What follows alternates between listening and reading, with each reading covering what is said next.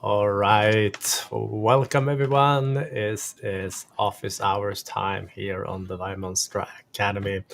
This is where you can learn about what's happening in our little industry for the past week, and this is also where you can ask questions on MDT, Intune, ConfigMgr, and all the other good stuff. So, Andrew, are you ready? I think we are. All right, let's roll the trailer.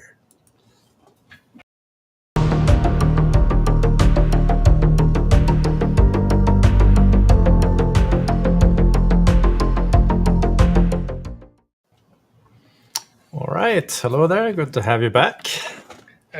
Good to be back, as always.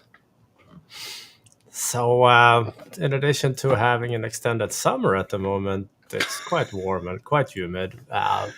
What has happened in our little tiny bubble of the world? Yeah. Well, that's definitely top of mind for me. Trying to keep cool around here, that's for sure. But it seems like plenty of others are trying to do the same. So I came across a couple of things this week that I found interesting. That either were useful tips, I thought, or something that I wanted to try out. If you'd like to share my screen, I shall consider it. all right, that's good. That's a bonus. Here we are. Consider it considered. Done. So first thing that I have up is a blog post from Niels Cook installing applications after the enrollment status page. So this was kind of cool. This is something that I'd like to try out. I haven't tried it just yet myself, but basically talks about he was working with a customer that wanted to install specific applications after the enrollment status page. And this particular application configured a BitLocker pin, which required user interaction. Of course, that's a little difficult because the enrollment status page doesn't allow that. So basically what he walked through here is taking an application, actually from another community member, Oliver Kieselbach, has a BitLocker pin application that you can use. If we click over to that real quick, this is just a small application that will help your users configure their PIN in Intune. And basically, we can do this with a little bit of PowerShell and an application. And we'll be able to, looks like we'll be able to run that application after the enrollment status page goes through, which is pretty cool. Also came across this useful little script from Tom Wexler. This was a script that will help you retrieve the lapse password from a device as long as the password is being saved up in Azure ID. So this is just using the MSGraph PowerShell module. Just a quick way of getting that password and being able to use it. And of course, we like any method of being able to do a lot of different things in PowerShell. I came across this post, which I found pretty cool. Florian Salzman wrote a post about having a naming convention, basically for the resources that you interact with in Intune. So this isn't necessarily exactly the way that I'd do it, but he's got some great examples here in terms of how you could potentially name your various applications, your users, your groups, and what that might look like in a real example. So the applications here, I think, is a great example of that, where you could just say Visual Studio Code, or you could have the vendor and the application name and the language, or you could have some combination of those things. But most importantly, naming conventions, aren't necessarily going to work from one organization to the next, but many of you, if you've heard Johan and I talk for any amount of time, I would say are big fans of having a naming convention. And that just has to be something that makes sense for your organization and just to help you keep some consistency and understanding, especially when in our little part of the industry, it feels like we're dealing with 10,000 different resources. Even in small organizations, sometimes it feels that way. We're dealing with groups, we're dealing with policies, we're dealing with profiles and applications and all sorts of different things. So this is some great work from Florian here. I wanted to make sure I shared this as well. Another post here from Jeff Casimir over at the on his 425 show. So Jeff is I believe a program manager or a product manager at Microsoft in the Azure AD space. So I follow Jeff for a lot of Entra ID rather. For a lot of Entra ID based knowledge. So Jeff's got a nice post here that I'm going to be checking out. As I said a moment ago, we work a lot with groups, but there's also this resource called Access Packages that will help user assignments, workflows, things like that. So I think these are a little bit newer. I haven't played around with them too much, but I'm really excited to get in and see how we can use these and how they may benefit the services that we interact with.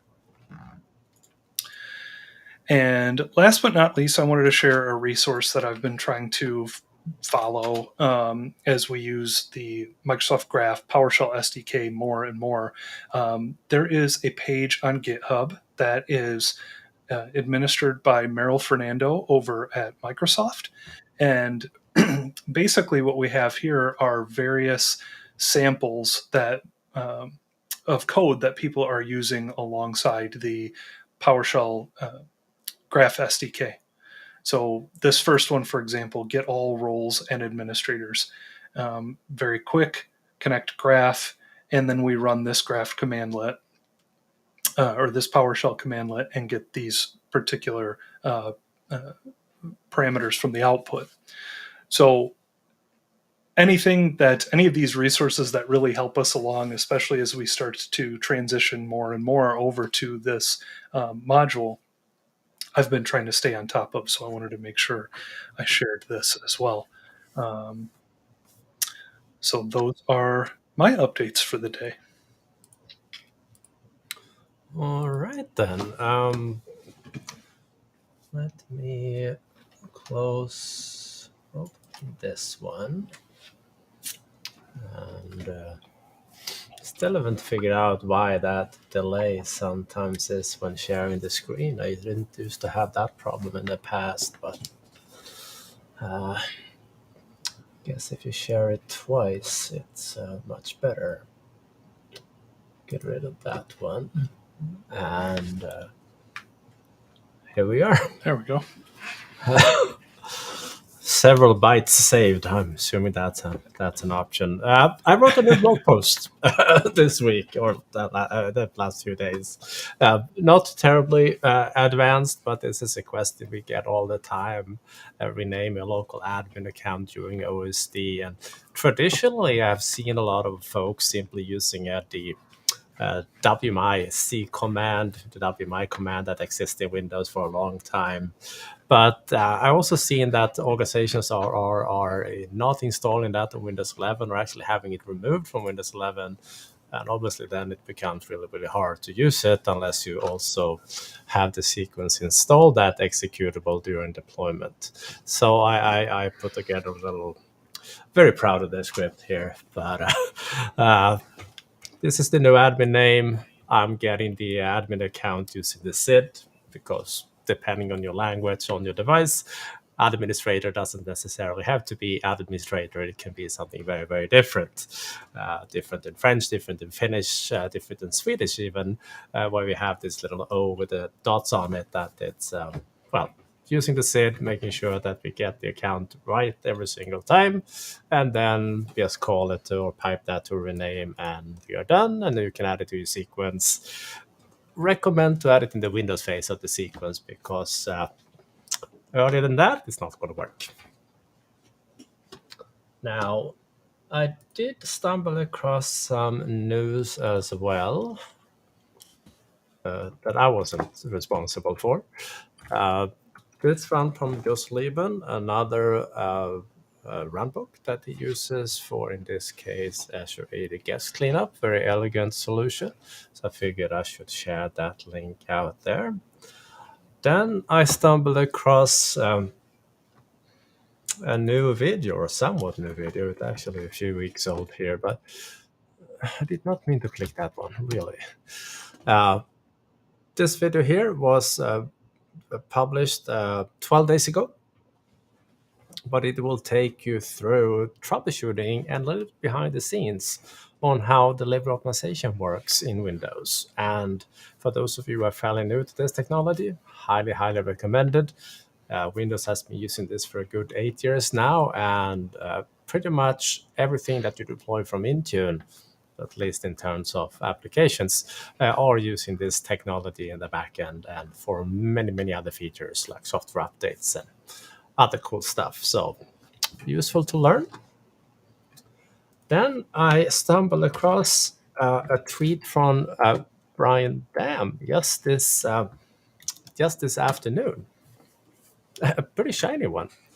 But apparently someone put together a ConfigMgr console extension that allows us to quite easily see whether an application is, or an update is applicable or not. So I haven't had a chance to play around with it. I saw this just showing up like 40 minutes ago in the tweet here, or in the TweetDeck. But I figured that could be interesting. I figured it could be quite useful to verify that an update is either installable or is installed on the device. So troubleshooting tips, that's weekend activity. Tomorrow, I won't be working too much. The missus is celebrating, and I'll be busy with that. So smart man. Smart man. I want to be alive. That's a smart man. That's right. Yeah. This one I just saw showed up. Not exactly sure what's in it yet, because I haven't seen an announcement what's included in 2308, but it apparently is rolling out in APAC and Europe right now. In APAC, and with the rest of the continents coming up later today. I had to go in to my tenant earlier and hit refresh like a crazy person, but so far nothing showed up. But if you want to check what service place you're on, go to Tenant Administration, hit tenant status. And what we found many times is that sometimes when you hit just a regular refresh, it doesn't show it. But if you actually do a control F5, like force a cache refresh also, sometimes that triggers the new version. But not yet. Still on 2307. How about you, sir? I am also still on 2307, but when you do that refresh, the cache refresh, that's the fastest infrastructure upgrade I've ever done. That is true. The reason I was hoping to be before you was because this particular tenant is actually in Europe. So I was hoping, but due to the time, well, anyhow, not yet. We'll see. I'll refresh it throughout the night and keep you updated to see who wins. All right, then. Challenge accepted. This one was an interesting one. So in 2307 of Intune, Microsoft announced a new policy or setting to basically prevent store apps from being installed. But it didn't play out as well as people would hope it would. I haven't had a chance to play around with this myself, but see if I can find the original thread there, because what I don't like when using Twitter not logged in is that it cuts away the threads from it. Let's see if I can find the original tweet from Daniel Radcliffe. So this was basically the leading one. Anyone played around with this policy yet? Trying, and we still can install applications. And this was Jason saying this original post that, all right, if you want to block the store apps, use the new policy. But it turns out, or it seems like that one is actually not fully functional, at least not the way you thought it would be. And Martin here also confirmed that he has continued to use the old CSP instead, and that one seems to be working better. So if any of you have tried this more or have some insight, by all means, let us know. We'll be happy to share the information. But this is something that I thought would be valuable to at least let you know that there seem to be some issues with it, or at least a feature set that didn't fully did what it was supposed to do. I guess you can call that a bug, of course. But yeah. Anyhow, I figured I should mention it. That's all I had.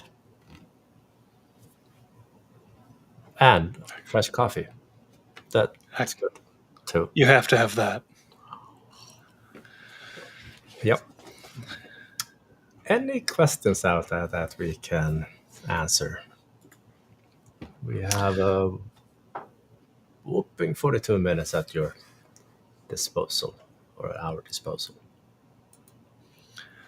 Well, we did have a thanks for sharing the links in the chat. Might be a good reminder to let people know that where we place the links afterwards. Ah, smart. So the first place we put all the links at after the live recording is on the YouTube channel. So if you go to our live sessions, here is where you have the weekly recordings, and under each of them we are sharing the links. So that's a quick way to get to them. Another option, if you don't like YouTube for whatever reason, you can also go to the Academy site, find office hours there, and we post the links there also. So they should be here somewhere under free content.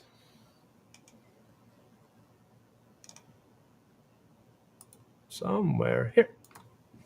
This is why we post them as well. But I think it's easier to get them on YouTube. But by all means, if you want to sign up here, we're happy to have you. Absolutely. Speaking of free content, I know you've got something coming up next week. That'll be coming up pretty quickly. I do. Next Wednesday, in fact.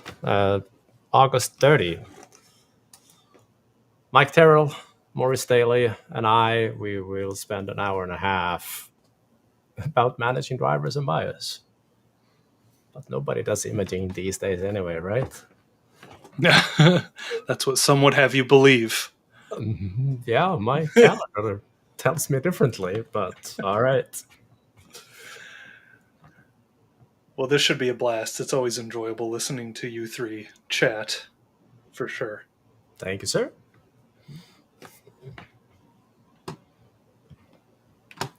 Any questions that we can answer? We'll be happy to.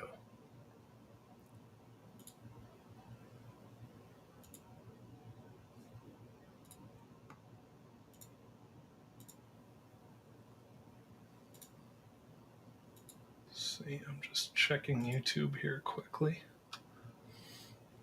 Yeah, I saw one comment from LinkedIn, and that was around the links there. I don't see anything else. I think everybody's pretty much just melting down from this heat wave today. Quite likely. At least here in the US. Yeah, I was out in the garage last night hanging drywall, and I had to constantly wipe my head because I was dripping all over the drywall. I was like, this is warm. Yeah. Little toasty. Yep. Sure. But kudos to you. I mean, having everything wrapped up before tomorrow. That's a good husband right there. Yeah, that was part of the birthday wish there to actually finish up the garage. I'm like, all right, fine, let's do it. There you go. Well within the 5-year plan, I might add. Excellent. Ahead of schedule. Yep, indeed. All right. We did have a couple of questions come in here while we were chatting. Yeah. Brian over on LinkedIn was asking if you could give a little primer on the mini course here. Yes, I certainly can. Let's see where I put the last slide deck for that one. Should be here somewhere. Drivers and bias is from the previous run of it. But what we are going through in the session, without stealing away like all the thunder from the session, is basically making sure that folks know why we have to do BIOS updates and firmware updates. We're not just talking about BIOS, we're also talking about TPM. We also talk about configuration to support things like Windows 11. We talk about or share information about what platforms to use to actually manage this. We are showcasing how to set up and use Maurice Solutions, the driver automation tool that also covers BIOS, as well as how you can add that to your deployment solution. We cover a little bit of Intune integration because it's been a lot of work done recently from our good friends over at Cloudway. And there are some upcoming things as well that are will be demonstrated next week that has not yet been published anywhere. But long story short, it is about an hour and a half on how we get BIOS and firmware updated and how we can review and check compliance for those things. That's like the super crash core version, I think, of next week's mini course. These mini courses, like all our mini courses, they are for the community. They are live. We will happily answer any questions you might have in that session. We are recording them. You can always catch up on later on the on-demand video, but it's going to be real hard to ask questions during the on-demand video because we won't there anymore to answer. But if you join the live session, we will. Excellent. So I hope that answered that question. Good one, though. Thank you. Yeah, very good summary. So we've got a question from Tim over here on YouTube related to drivers and BIOS in Windows Update for Business. Can you use a different group for the driver assignment and a different group for the ring assignments? Device is a member of both groups. That is, if we're using specific groups for each of the models we use. I understand it like having different policies for BIOS and drivers. Is that how you read that question? I think so. Let's see, a different group for the driver assignment and a group for the ring assignment.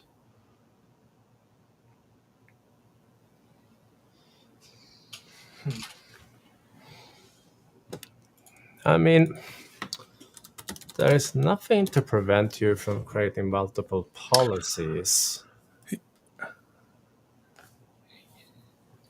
Yes, I think that is how I'm reading it. Drivers and so you've got the driver update policies and then the update rings policies.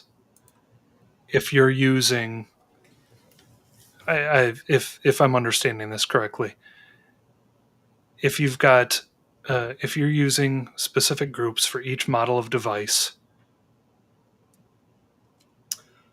I mean, if I would create a group named, Dell Latitude drivers or 3120 drivers and one for BIOS, the way this works, and if I add the same device into both policies or profiles here, they will still see all the updates in that one because there is no like filter in saying, hey, I want to create a profile only for BIOS updates. It doesn't exist. I don't even know if it's in the plan of creating it, but if I would go to any of these models and take a look, this one, if there are any BIOS updates, it's going to show a mix of both drivers and BIOS updates in here any day now. It's a lot of data to load for 18 drivers. So Tim had a follow-up comment, same group and policy for drivers and BIOS. Yeah, I mean, this policy on its own is like self-sustained in terms of what you approve. So this one that did have some firmware updates that I can go ahead and approve. And when I approve them and put in a date, it's going to be made available and installed on the device at the next scan. That happens pretty much instant.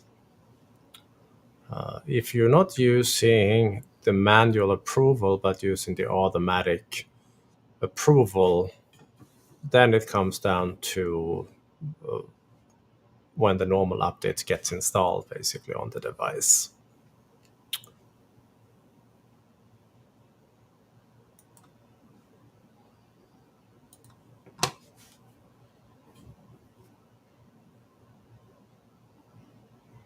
So I mean, the device have to be in this group for these to be applied to the device, no matter if you have an automatic deployment or approval of them, or if you have a manual approval of them. The device still need to be in groups that are having other update policies assigned to them to get the normal updates for Windows and whatnot. And I haven't had a problem having the same device in multiple groups and having these deployed to multiple groups, just having multiple devices in them. So that should work just fine. If there are any troubles with that, let me know and we'll see if we can figure out why that is.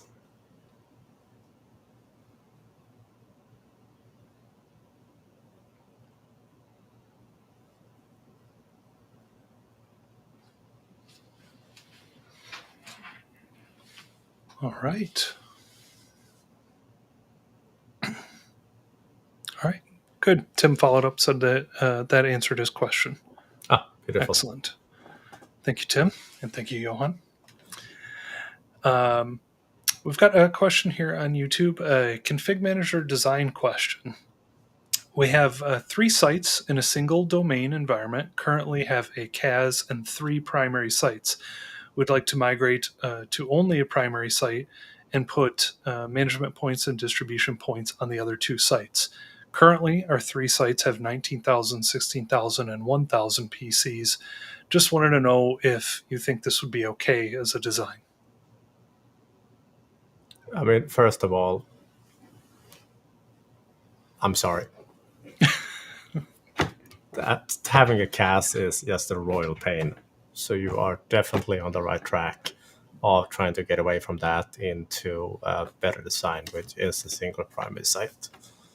In terms of placement of management point or distribution points and other site system roles, that's one of those levels. It depends. There are so many factors that goes into that design that it's like impossible to answer like a I can't give you like a great design in 5 seconds flat just seeing a question about it. But what I do know and what we both know is that going to primary site is the right direction. How many systems you need to support or have to support that setup, that's going to depend on networking, where your clients are, and things like that. And how basically, just to be supported for management points, you're going to need at least 2 or 3 in that kind of environment. And distribution point, well, that depends whether you have peer-to-peer or not peer-to-peer on your clients. If you have no peer-to-peer, you're going to need a ton of distribution points just to support that sheer number of clients. You're going to need at least 15 some DPs. Whereas you have a peer-to-peer, you may get away with using 5. But again, that depends on geographic layout and a lot of other things. So congratulations on the decision on leaving the CAS behind.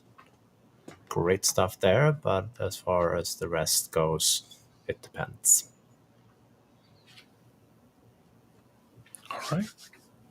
Great stuff. I've got a question here on YouTube from Matt. Johan, before we discussed migrating to Windows 11, you cited 40% hardware issues, VPN worries, unready OEMs, and scarce Windows 11 drivers. Any updates? Thoughts on Windows 12? Should we wait for it? Thank you for your insights.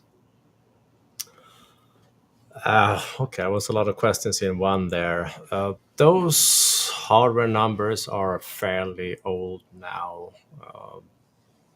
I haven't seen any recent numbers from Microsoft being published on how many the hardware devices they know about that are not capable of running Windows 11.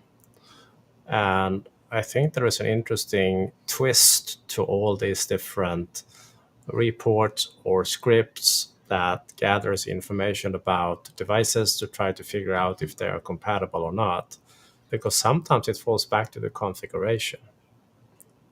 Like, for example, left to me here, I have a gaming rig. Like to play games. But when I verified if that system was ready to be run on Windows 11, they told me flat out no. I said, nope, heck no, you don't have a TPM chip. No, that's true. That motherboard did not come with a TPM on the motherboard itself, but the CPU can do it virtually. It just was not enabled in BIOS. So you may have 500 devices where you run the readiness report on them will claim that, nope, I cannot run Windows 11. But then when you start to investigate why that is, it could be as simple as a BIOS configuration to make it compatible. So you have to do your own testing with the hardware that you guys have to figure out what your percentage is. Obviously, there are devices out there that will not run Windows 11. And they would have to either be running Windows 11 unsupported or run as Windows 10 without security updates, not recommended, or they would have to be basically decommissioned, thrown away and replaced by newer hardware. Those are pretty much the only options. And personally, if I have a device that I think is perfectly fine to run Windows on, even though it wouldn't be supported, I would probably prefer, at least for lab and test, to run Windows 11 unsupportedly and have security updates for it, than keep running Windows 10 on it and not having security updates for it. That's my take on it. Not for production, but for,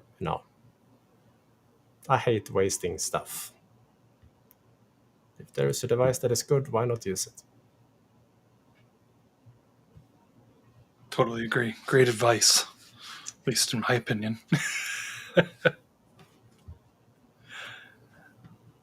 All right. What else? So we've got a question from Blair over on LinkedIn. Is anyone applying hardening before or during deployment? I'm looking for some guides other than just CIS or any other ideas. Open to either. I think this is a follow-up comment. Open to either. All device-based users applied after. But that may be a follow-up to another comment. Anyways, anyone applying any hardening before or during deployment? I mean, I remember back in the days where hardening started to become a buzzword in our little industry. Organizations were absolutely adamant on or they wanted to harden the device as quickly as possible. So they sometimes even hardened their image and then deployed it. But these days we usually don't create images, at least that's not as much as we used to do in comparison. And then the only option is, all right, then we need to do it at deployment time. And of course, the earlier you can do it, the quicker the device is hardened. But I prefer it to do it early in the Windows phase where I can apply, for example, even a local group policy is needed, or I wait until the deployment is done and I have either an Intune policy coming down or a group policy coming down to the device. So I'm leaving it like unhardened for a few minutes. I think that is usually quite okay. But there are organizations that simply dictates that no, it has to be hardened as fast as possible. And if that is the requirement, then the only option is to apply policies really early in the sequence, especially if you guys are using ConfigMgr for deployment, because good policies normally don't catch up very, very quickly on those devices. That usually happens when the sequence has completed and the machine is done with that portion. But since the IT industry in general, with school education, with the exception, is moving away from having ready-made images, they're using thin images these days, then you have to apply these settings during imaging or during the deployment of that image. That there is no other option.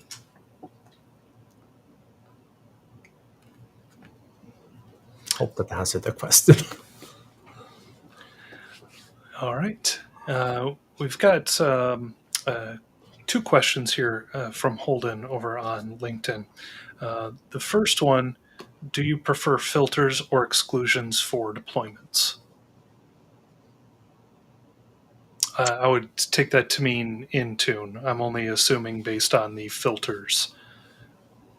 Yeah, because ConfigMgr doesn't have filters in its deployments. I personally don't use exclusion groups much in Intune at all. If I filter, I'm using filters. If I'm not using filters, like we talked about earlier this week when we were doing a training, you have dynamic groups that are building on some sort of hardware information, like model, for example. We were talking about these groups that we had to assign drivers to the right model. That would be a dynamic group that would be filtering on a given model. Like if I would go to group here and filter on my 3120 Dell, this particular group will be dynamic group that will include only, in this case, models that are of that type. But other than that, I love filters. Very useful, very fast to run, easy to configure. But I don't use exclusion groups much in Intune. I don't know about you, sir. I've been using them a little bit recently, testing Windows 11 upgrades through Windows Update for Business and Intune, where we have broad update rings assigned to thousands of devices, but we have Windows 11 blocked in that update ring. So we're using exclusions for taking a handful of devices that we're going to test the Windows 11 upgrade for, and we're just excluding that group from the broad update ring. So far, it's worked, but like I said, it's a handful of devices, and that's not something that we really need a lot of speed for. I don't really care personally if Windows 11, when I'm deploying it through a feature update policy, I don't really care if it gets offered in 2 hours or in 24 hours. Otherwise, yes, I would say I would prefer filters as well, primarily because the performance, as you said, is typically better. So, second question from Holden: do you mix your deployments with devices and users? No, typically not. I mean, I know you can deploy the same stuff to either users and devices, but I try to keep it on one or the other, just for simplicity. Exception supply applications will be one of them, where we often have certain applications being deployed to devices where they are required and they have to be there. Other applications we will deploy to users that they can install from the company portal, or for those using Software Center, that one. Not sure if you have any extra to add there, Andrew. No, I agree fully. I mean, even in terms of we've talked about this a little bit recently, ever since you introduced me to this part of the back to naming conventions.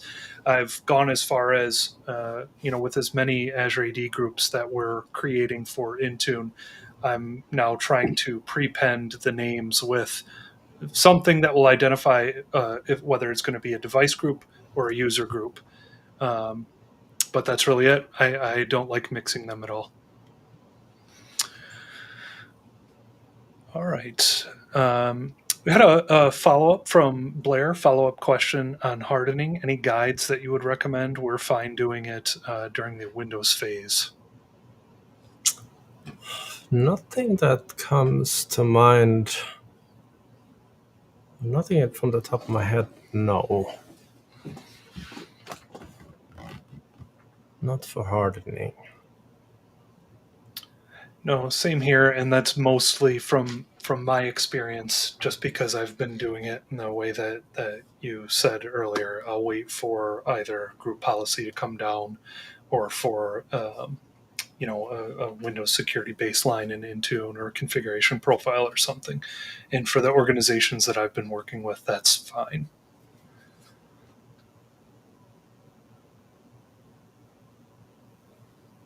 All right. Any other questions out there?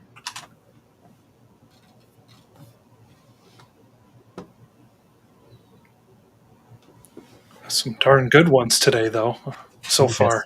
Yep.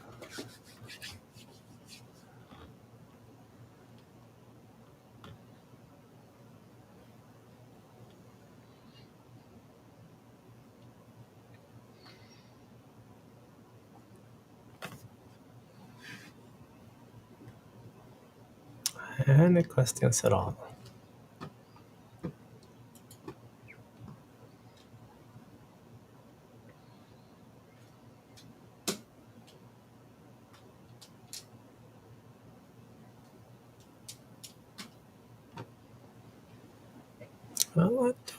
Well, there we are, coming in from YouTube. Any tips for troubleshooting a config? I'm assuming that's a ConfigMgr configuration baseline.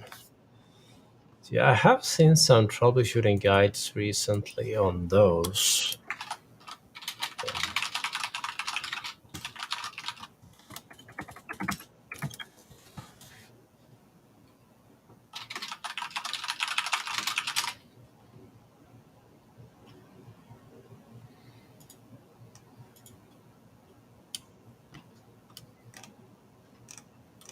Of course, now my searching skills are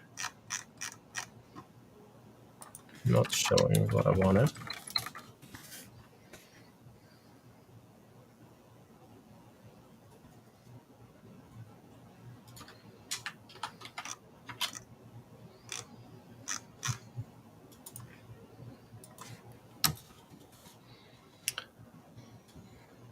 I have, while you look for that, Johan, if you'd like, I at least have the log files up All right. on screen.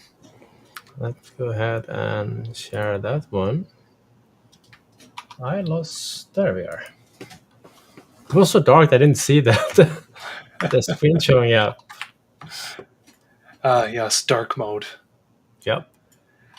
So this section right here will just provide the various client logs that you can take a look at. You can see here what each one of those logs does. I'll drop these in the links still for this evening, but I would say that that's a pretty good starting point. If you're actually troubleshooting if you're using a script, for example, if you're troubleshooting that, you may have to add some debugging or logging to your scripts. That may help. But if you're looking for some troubleshooting on the configuration baseline or the CIs themselves, this, I would say, is a good place to start. Yeah, totally agree.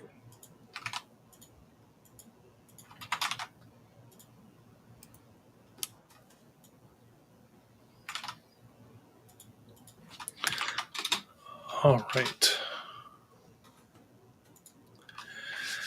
All right, we've got a question over here on YouTube.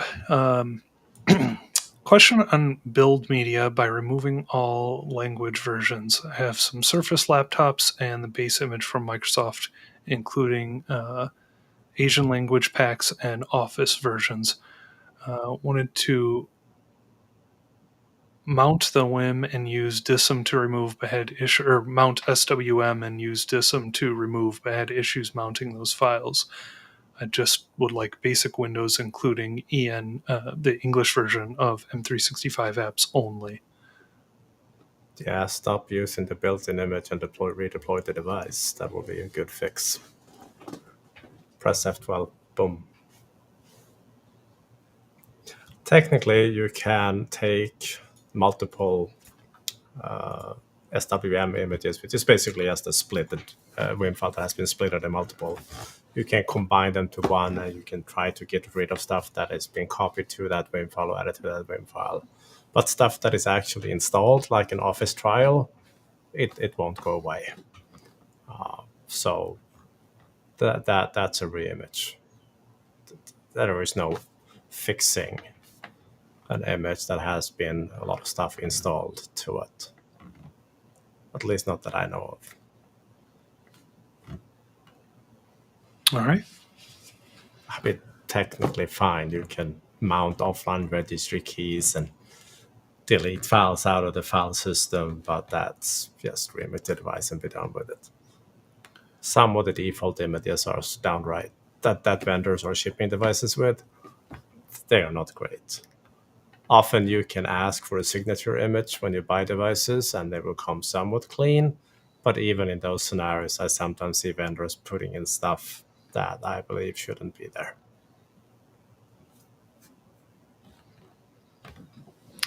Yeah, so there was a follow-up. The media from Microsoft includes these apps, though. The media does not if you download an ISO from the volume license site. They do not have the software in them. They are clean.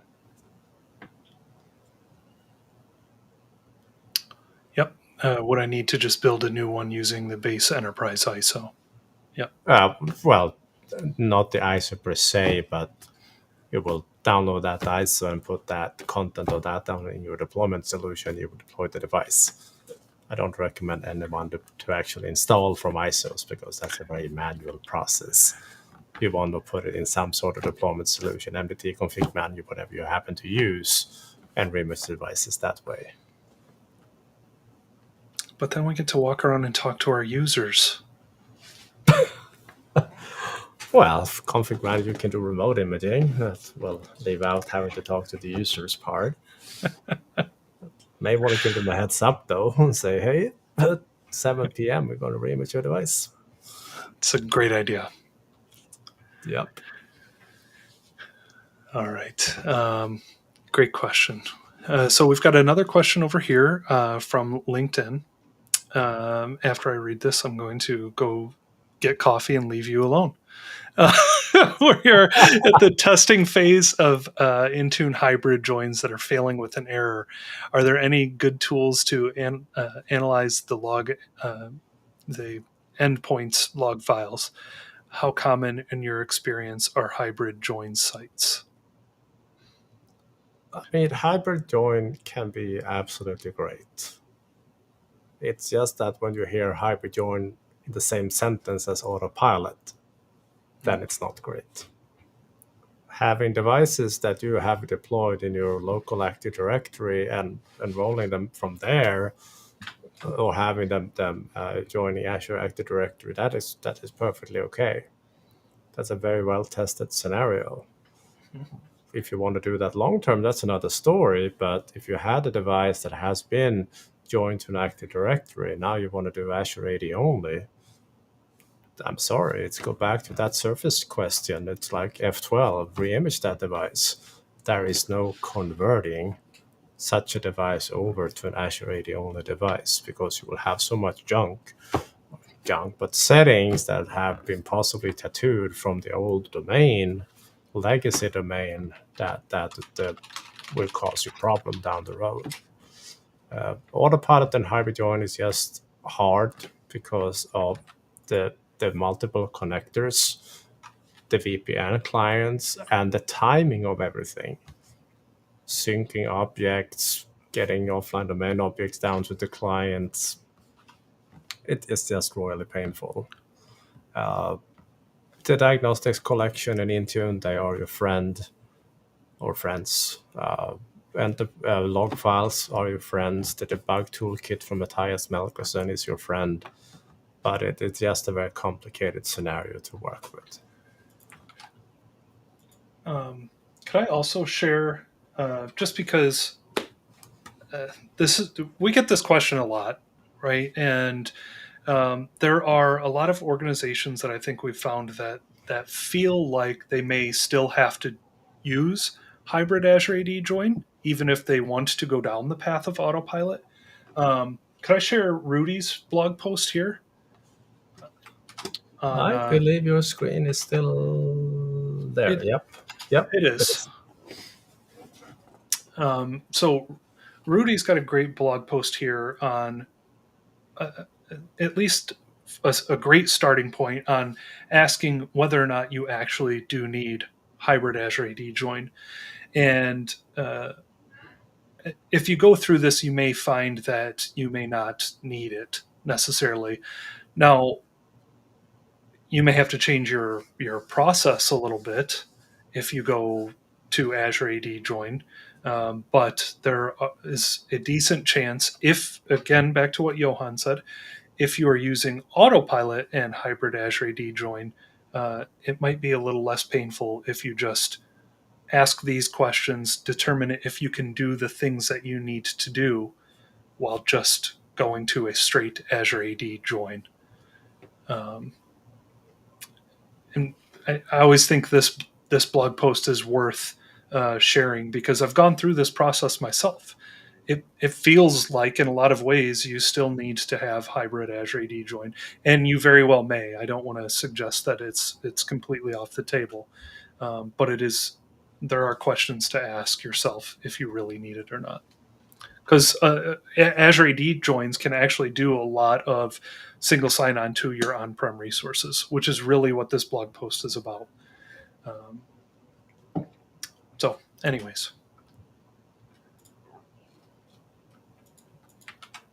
Usually you're sharing that link. I hope I did it justice. Oh, absolutely.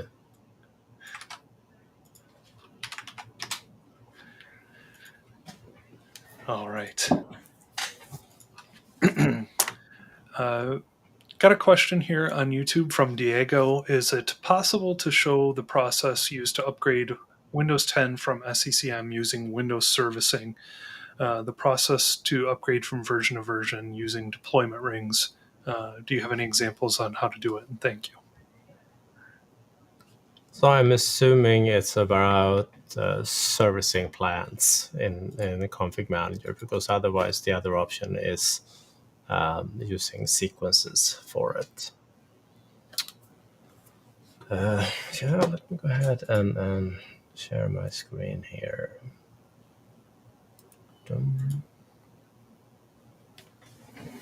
All right. So in the ConfigMgr platform, there are two options to do Windows 11 upgrades. One is to use sequences, which is the way I prefer to do them, but ConfigMgr also supports servicing, meaning that you configure your software update point to also do feature updates, so they will be downloaded and made available. And then once you have those, you can go ahead and create servicing plans for those type of updates. So that is pretty much the options that you have in ConfigMgr. I don't use servicing plans much. I don't have any configured in this environment at all. Or I actually had one for a demo. But they are like any other update rings. You have to figure out, okay, how many devices you want to take in each of these phases. But that's probably why I like sequences better, because that allows me to get better control of the process. I haven't published any recommendations on setting up servicing plans. Not sure if you have stumbled across anything there, Andrew. I have not, no.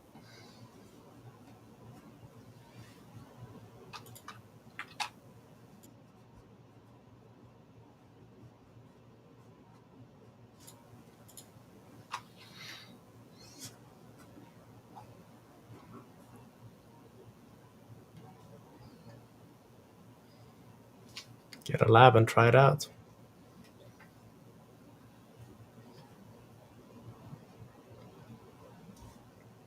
All right. Any other questions?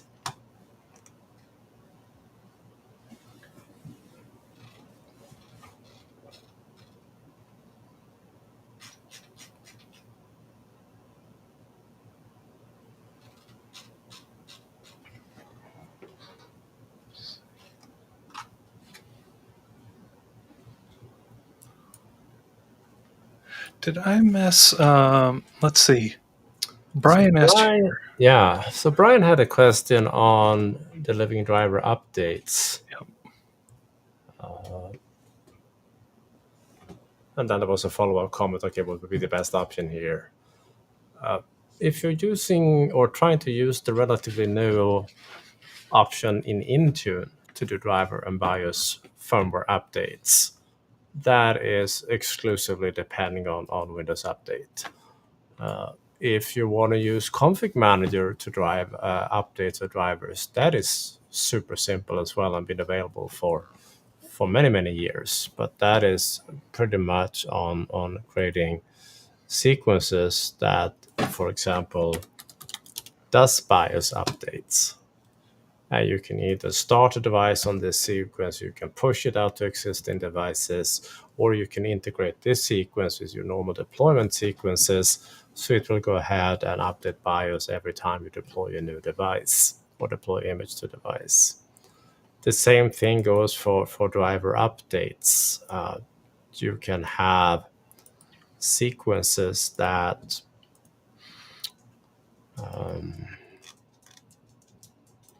do driver updates only.